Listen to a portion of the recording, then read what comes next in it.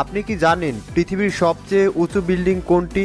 2716 foot উঁচু Burj Khalifa বর্তমানে খুবই আলোচনার একটি বিষয়। তবে আকাশের বুক চিরে তৈরি হওয়া এই বিশাল আকারের বিল্ডিংটি কোথায় তৈরি করা হয়েছে, এটি তৈরি করার সময় কি কি সমস্যার সম্মুখীন হতে হয়েছে, এছাড়াও এর মধ্যে কি কি রয়েছে, এটি তৈরি করতে কত টাকাই বা খরচ হয়েছে, কে তৈরি করেছে এই দানবের মতো বিল্ডিংটি, এই প্রশ্নগুলো অনেকের মনেই হয়তো ঘুরপাক খাচ্ছে। তাই আজকের এই ভিডিওতে বুর্জ খলিফা সম্পর্কে এমন কিছু প্রশ্ন জানাবো যেগুলো জানার পর আপনি হতভম্ব হয়ে যাবেন। পুরো ভিডিওটি শেষ পর্যন্ত দেখার অনুরোধ থাকবে, কারণ এই ভিডিওটি দেখার পর আপনি অনেক কিছুই শিখতে পারবেন। চলুন শুরু করা যাক। দুবাইয়ের বুর্জ খলিফা পৃথিবীর সবচেয়ে উঁচু ইমারত। 2716 ফুট উঁচু এই বিল্ডিংটি তৈরি করতে 15 মিলিয়ন US ডলার খরচ করতে হয়েছে, যা বাংলাদেশি টাকায় প্রায় 12,500 কোটি টাকা। এটি তৈরি করতে অনেক রকমের সমস্যার সম্মুখীন হতে হয়েছে। ইঞ্জিনিয়ারদেরকে নিতে হয়েছে বিভিন্ন চ্যালেঞ্জ। এর মধ্যে সবচেয়ে বড় চ্যালেঞ্জটি হলো সঠিক সময়ে নির্মাণ কাজ সম্পন্ন করা। এই বিল্ডিং তৈরি করার জন্য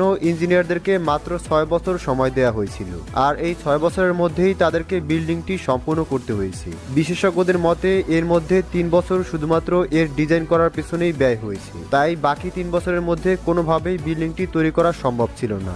এজন্য ইঞ্জিনিয়াররা সিদ্ধান্ত নেয় এটি ডিজাইন ছাড়াই তৈরি করা হবে। হ্যাঁ, শুনতে অবাক লাগলেও বুর্জ খলিফার সম্পূর্ণ ডিজাইন তৈরি হওয়ার পূর্বেই এর নির্মাণ কাজ শুরু হয়ে গিয়েছিল। তাই 2004 সালের ফেব্রুয়ারি মাসে এর নির্মাণ কাজ শুরু হয়, আর পাশাপাশি চলতে থাকে ডিজাইনের কাজ। এরপর দেখা দেয় আরো একটি বড় সমস্যা। সাধারণত যখন বড় বড় বিল্ডিং তৈরি করা হয় তখন মাটির নিচে থাকা পাথরগুলোর উপরে এর ভার দেওয়া হয়, কিন্তু যেই জায়গায় বুর্জ খলিফার তৈরির কাজ শুরু হয়েছিল সেই মাটির নিচে ছিল ছোট ছোট খুবই দুর্বল পাথর এবং বালি। তাই সকলের মনে একটাই প্রশ্ন ছিল, আর সেটা হলো পৃথিবীর সবচেয়ে বড় ইমারতটি কি তাহলে দুর্বল পাথরের উপরে ভরসা করেই তৈরি করা হবে, আর এটা কতটা উপযুক্ত হবে? তাই ইঞ্জিনিয়াররা আরো একবার থমকে দাঁড়ায়, কিন্তু তারা থেমে যায়নি। এই সমস্যা থেকে বের হওয়ার জন্য তারা ফ্রিকশন ব্যবহার করে। বুর্জ খলিফাকে 192টি সলিড স্টিল পাইলসের উপর তৈরি করা হয়েছে, যা মাটির 50 মিটার নিচে রয়েছে। এই বিল্ডিং তৈরি করার জন্য ইমান নামক কনস্ট্রাকশন কোম্পানি চিকাগোতে সবচেয়ে দক্ষ আরেকটি গ্রুপের সাথে আলোচনায় বসেছিল।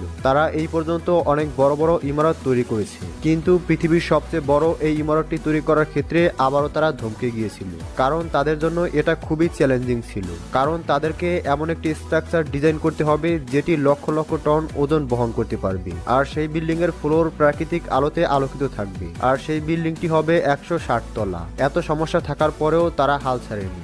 দিনরাত পরিশ্রমের পর তারা এর সমাধান খুঁজে বের করে, আর সেটি হলো বাস্টেড স্ট্রাকচার, যা এই প্রথম কোনো বিল্ডিং এ ব্যবহার করা হচ্ছে। এরপর এর কাজ শুরু হয়, একের পর এক ফ্লোর তৈরি হয়, কিন্তু কিছুটা উপরে যাওয়ার পর আরো একটি সমস্যা দেখা দেয়, আর সেটি হলো তারা কংক্রিটের যেই মিশ্রণটিকে ব্যবহার করত সেটি নিচ থেকে উপরে যেতেই শুকিয়ে যেত। আর এই সমস্যার মাত্র একটি সমাধান ছিল, আর সেটি হলো কংক্রিট সেকশন সিস্টেম, অর্থাৎ বুর্জ খলিফার নিচ থেকে উপর পর্যন্ত মোটা মোটা কয়েকটি পাইপ বসানো হয়েছিল, আর এর সাহায্যে কংক্রিটগুলোকে উপর পর্যন্ত নিয়ে যাওয়া হতো। যদিও সেই কংক্রিটের ওজন কম ছিল না, এর মধ্যে প্রায় 1 লক্ষ হাতির ওজনের সমান কংক্রিট লেগেছিল। আর এমন একটি চ্যালেঞ্জিং কাজের জন্য পৃথিবীর সবচেয়ে শক্তিশালী 3টি পাম্প ব্যবহার করা হয়েছে। এর সাহায্যে কাজটি সহজ হয়েছে। এর প্রায় 3 বছর পর আরো একটি সমস্যা দেখা দেয়। তখন মোটামুটি এর 140 তলা সম্পন্ন হয়েছিল, তবে তখন এই বুর্জ খলিফা পৃথিবীর সবচেয়ে বড় বিল্ডিং এর রেকর্ড ভেঙে দিয়েছিল। কিন্তু বিভিন্ন ম্যাটেরিয়ালস এর উপর পর্যন্ত পৌঁছানোর জন্য যেই কংক্রিটগুলো ছিল সেগুলোর মধ্যে শুধুমাত্র 120 ফ্লোর পর্যন্ত বিভিন্ন জিনিস উঠানোর ক্ষমতা ছিল। এছাড়াও অনেক ওয়ার্কাররা সহ কিছু ক্রেন অপারেটরের ভয়ে এত উঁচুতে কাজ করতে চাচ্ছিল না, তাই তারা পৃথিবীর সবচেয়ে শক্তিশালী এবং নির্ভীক ওয়ার্কার এবং ক্রেন অপারেটরকে দুবাই নিয়ে আসে। এদের মধ্যে ভয় বলতে কিছুই ছিল না। 700 মিটার উঁচুতে এরা প্রায় 12 ঘন্টা কাজ করত। অনেক সময় তারা ক্রেনের মধ্যেই ঘুমাতো। বুর্জ খলিফা তৈরি করার জন্য আর মাত্র 2 বছর বাকি ছিল। এর প্রায় সকল স্ট্রাকচার তৈরি হয়ে গিয়েছিল, কিন্তু কোথাও গ্লাস প্যানেলস দেখা যাচ্ছিল না। এর মধ্যে প্রায় 24,000 গ্লাস প্যানেল লাগানোর কথা ছিল, কিন্তু এর ফলে এর ভেতরে তাপমাত্রা, দুবাইয়ের তীক্ষ্ণতা এবং উচ্চতার কারণে এর তাপমাত্রা 100 ডিগ্রি সেন্টিগ্রেড হয়ে যাওয়ার আশঙ্কা দেখা যায়। আর এই তাপমাত্রাকে স্বাভাবিক করার জন্য প্রায় 100 গুণ বেশি বিদ্যুৎ অপচয় হতো। তাই প্রায় 18 মাস শুধুমাত্র এর সমাধান খোঁজার পেছনে ব্যয় হয়েছে। কিন্তু শেষ পর্যায়ে বিখ্যাত ইঞ্জিনিয়ার জন জিরাফ এই সমস্যার সমাধান দেয়, কিন্তু এটি ছিল অনেক ব্যয়বহুল। কিন্তু এটি যতটাই ব্যয়বহুল হোক না কেন এটি ছাড়া আর কোনো উপায়ও ছিল না। সে এক বিশেষ ধরনের গ্লাস নির্মাণ করেছিল।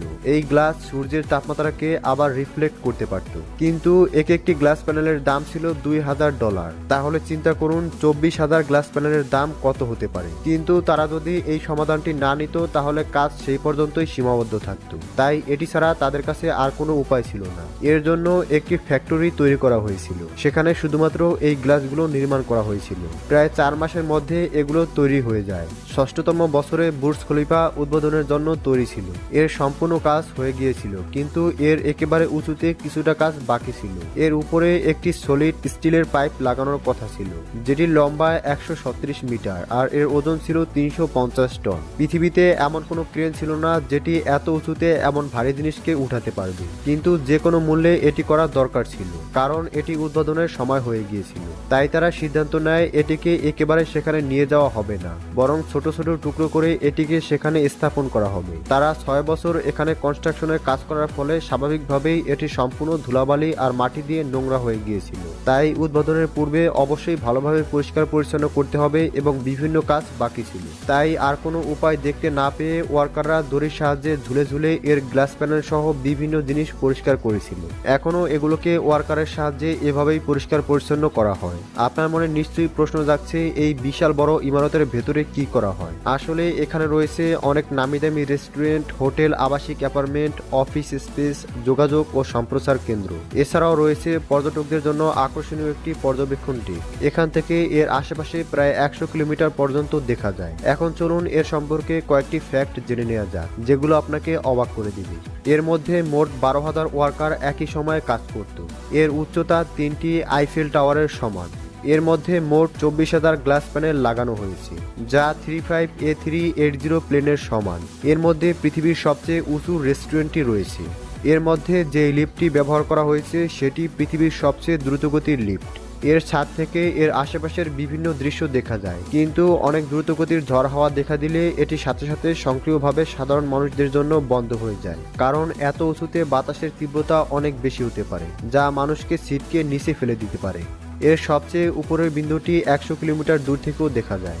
বর্তমানে যেখানে বুর্জ খলিফা তৈরি করা হয়েছে সেখানে পূর্বে মিলিটারিদের হেডকোয়ার্টার ছিল। বুর্জ খলিফা এমন একটি জায়গা যেখান থেকে দিনের বেলা 2 বার সূর্যাস্ত দেখা যায়, একবার নিচের ফ্লোর থেকে আরেকবার সবচেয়ে উপরের ফ্লোর থেকে। সত্যি বলতে এখানে কাজ করা ইঞ্জিনিয়াররা অসাধারণ দক্ষতা দেখিয়েছে। এছাড়া ওয়ার্কাররাও সত্যি অনেক সাহসী ছিল। তাদের সম্পর্কে আপনি কিছু বলতে চাইলে অবশ্যই কমেন্টসের মাধ্যমে লিখে জানাবেন। সবশেষে ধন্যবাদ।